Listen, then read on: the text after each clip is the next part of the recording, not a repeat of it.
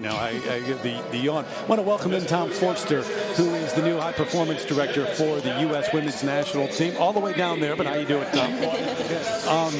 You take over. How do you see this role that you have and the challenges that you now face?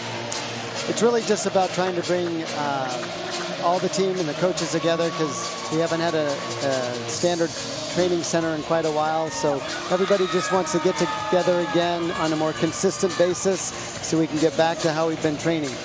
And so this isn't really that new for you. You were able to be part of that developmental program, the Devo team, and it was so cool watching the Hopes Classic, and then of course the juniors, and your face is kind of lighting up and you're smiling, because obviously there's amazing talent out here on the floor tonight that we are seeing, but there's even more that aren't here tonight. There is, and the exciting thing is we have an entire system now of young coaches that are coming up, mixed in with these really experienced coaches. They're learning from one another, and the athletes are pushing one another, but they get together so frequently that they have a lot of camaraderie. It's a really neat kind of sorority that they belong to, and they're, iron sharpens iron, and so they're really pushing each other. It's a very exciting time. I tell you, Tom, you got the hardest job in the world. You come in, and Simone Biles comes out of retirement. The most dominant female athlete in the world when she was competing in 2016. She's on your team. That's a good thing, right? It's not bad. If we put it in layman's terms, a point in gymnastics is like a touchdown in football. We basically start every competition with her in it 2 touchdowns ahead. Really, it's a nice thing to have. But she's also really motivating she's challenging all the other athletes. You see other double twisting double outs because Simone is pushing them, and they're trying to rise to that level.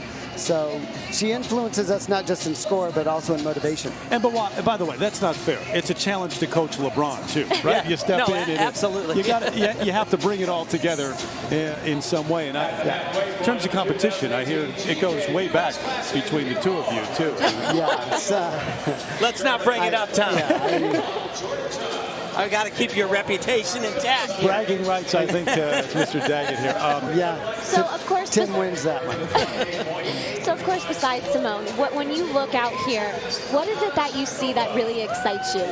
Well, I see the execution is cleaning up. We see a lot cleaner lines. Form is getting better. There's 2 ways to score in this sport. You add more difficulty, which is a risk, or you get cleaner. And the really best of the best do both. So with the upper-coming kids, they've got to make a decision. And what we've seen is when you get your foundation right and it's really clean, then you can start adding difficulty. So I think the coaches are making smart decisions. You've also got decisions, too. You got the World Championship team, and then eventually look down the road at the Olympics, too. But that's all a part of this process. It is. And for the first time, a team can qualify to the Olympics 2 years out. So that's our goal, is to finish in the top 3 so we secure a berth in Tokyo. Sure. Well, best of luck. Thank you very much. Great spending time with you, and we wish you well over the course of the next several years. Tom Forster, the new high-performance director for the U.S. Women's National Team. You should look at Simone